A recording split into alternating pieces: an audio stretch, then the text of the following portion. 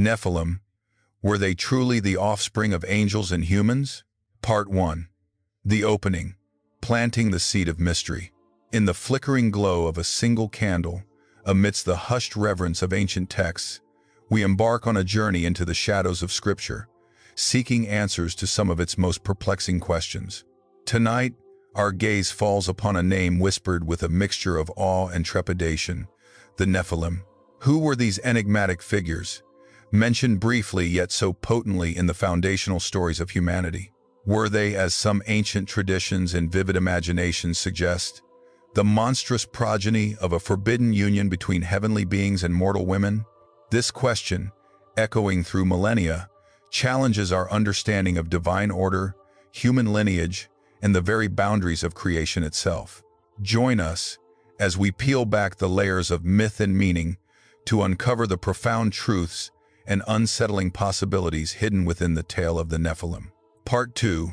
The Deep Dive, a journey of discovery. The historical and cultural context. Genesis's cryptic introduction. To truly grasp the mystery of the Nephilim, we must first transport ourselves to the dawn of recorded history, to a world brimming with ancient cosmologies and narratives that sought to explain the origins of good and evil, the divine and the mundane.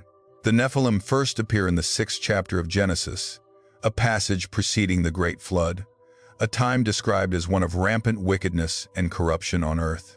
This brief mention, often overlooked in the grand tapestry of creation and fall, hints at a profound disruption of the natural order.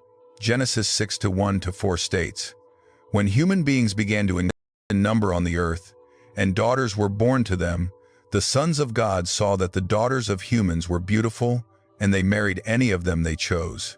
Then the Lord said, 'My spirit will not contend with humans forever, for they are mortal. Their days will be 120 years.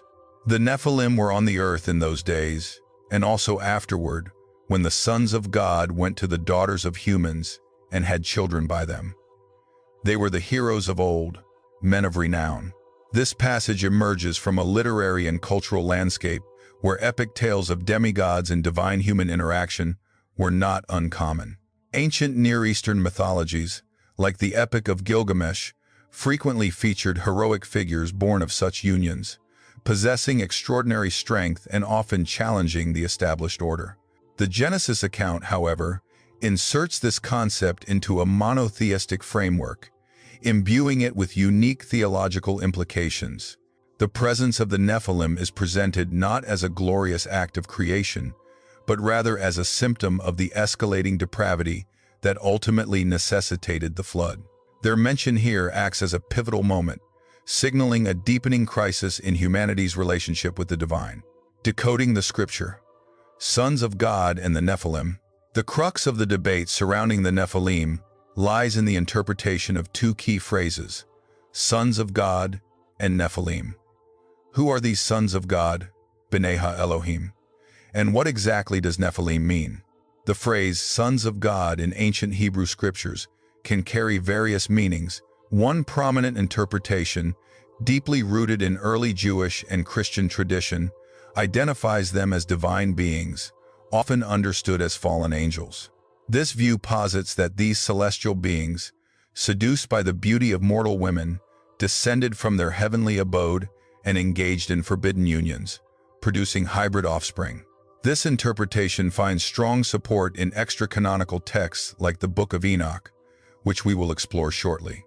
An alternative interpretation suggests that sons of God refers to the righteous lineage of Seth, the third son of Adam, who were meant to maintain a godly heritage.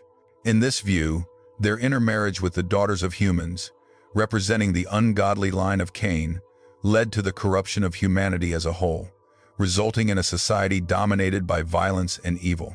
This interpretation seeks to maintain a clear distinction between the divine and human realms, avoiding the literal mixing of species.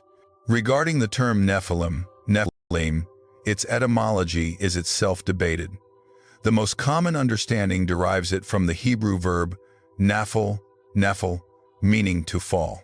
This could imply the fallen ones, a direct reference to the fallen angels, if one adopts that interpretation, or perhaps those who fall upon others, suggesting violent giants or oppressors. The Septuagint, the ancient Greek translation of the Hebrew Bible, translates Nephilim as gigantes, or giants, further solidifying the image of immense, powerful beings. The text itself describes them as heroes of old, men of renown, suggesting a formidable presence, individuals of significant power, and possibly intimidating stature. Their existence is presented as a precursor to the flood, a testament to the extreme state of affairs that necessitated divine intervention. The hidden theological meaning, transgression, order, and the sacred line. Beyond the literal interpretation of divine-human intermingling, the story of the Nephilim carries profound theological weight. It speaks to the concept of boundaries between the divine and the human, the sacred and the profane. The transgression described in Genesis 6 highlights a fundamental disruption of God's established order. If the sons of God are indeed fallen angels, their actions represent an ultimate act of rebellion, blurring the lines of creation and producing beings outside of God's intended design. This act underscores the destructive power of disobedience and the inherent dangers of crossing divinely ordained limits. Furthermore, the narrative of the Nephilim, whether viewed through the lens of fallen angels or corrupt human lineages, serves as a powerful testament to the pervasive nature of sin. It illustrates how evil can proliferate, corrupting not only individual hearts but also the very fabric of society. The heroes of old, men of renown who were the Nephilim, are not celebrated but presented as a symptom of a world spiraling out of control, a world where violence and unrighteousness reign supreme. Their story ultimately prepares the reader for the coming judgment of the flood, providing a chilling backdrop to God's ultimate decision to cleanse the earth. It reinforces the idea that there are consequences for actions that defy the Creator's will, and that purity of lineage, whether spiritual or physical, holds significant importance in God's plan. Controversies and theories. A spectrum of interpretation. The enigmatic nature of the Nephilim has naturally given rise to a rich tapestry of interpretations and theories throughout history. The angelic view, or the sons of God as fallen angels theory, holds significant sway, particularly in early Jewish and Christian thought. The aforementioned Book of Enoch, a foundational text for many early communities, elaborates extensively on this narrative, detailing the names of the Watchers, angels who descended, taught forbidden arts to humanity, and fathered the Nephilim, describing them as monster giants who ravaged the earth. This tradition profoundly influenced New Testament writings, notably 2 Peter and Jude, which allude to angels who sinned and are kept in chains. However, the Sethite view, which interprets the sons of God as the righteous descendants of Seth and the daughters of humans as the ungodly line of Cain, gained prominence among some Jewish and later Christian scholars, particularly from the 4th century onwards. Proponents of this view often cite concerns about the theological implications of angels having physical relations and producing offspring, which might challenge the traditional understanding of angelic nature. They argue that the narrative is a moral allegory about the dangers of interfaith marriage and the corruption that arises when the righteous abandon their principles for worldly allurements. More modern interpretations, some even venturing into speculative realms, have attempted to link the Nephilim to extraterrestrial beings, viewing the sons of God as ancient astronauts who genetically engineered humanity or sired hybrid races. While captivating for some, such theories often stray far from the established theological and textual frameworks, relying more on contemporary scientific fiction than historical or scriptural exegesis. The enduring controversy surrounding the Nephilim underscores the depth and complexity of biblical interpretation.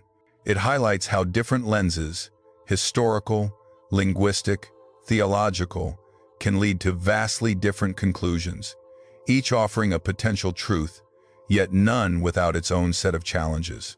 The very ambiguity of the text invites a continuous wrestling with its meaning, reflecting perhaps the elusive nature of ultimate truth itself. Part 3. The conclusion, an eternal echo. Our journey into the mystery of the Nephilim has revealed not a simple answer, but a landscape rich with historical context, textual nuance, and theological depth. Whether viewed as the literal offspring of fallen angels and humans, or as a symbol of humanity's deepest corruption, the Nephilim stands as a powerful testament to a pivotal moment in biblical history, a time when the boundaries between realms were blurred and the world teetered on the brink of profound judgment. The narrative, in its brevity and its power, forces us to confront questions about transgression, divine order, and the pervasive nature of evil that demands divine intervention. The story of the Nephilim, therefore, is more than just an ancient tale of giants and forbidden unions. It is an echo, a profound question mark etched into the fabric of creation, inviting us to contemplate the choices we make, the boundaries we respect, and the ultimate consequences of straying from the divine path. As the candle flickers and our exploration draws to a close, we are left not with an absolute pronouncement, but with an enduring invitation to ponder. In a world still wrestling with good and evil, with the seen and the unseen, what ancient warnings might the tale of the Nephilim still whisper to our souls? What hidden depths of the divine narrative are yet to be fully understood, waiting for the patient light of inquiry to illuminate them?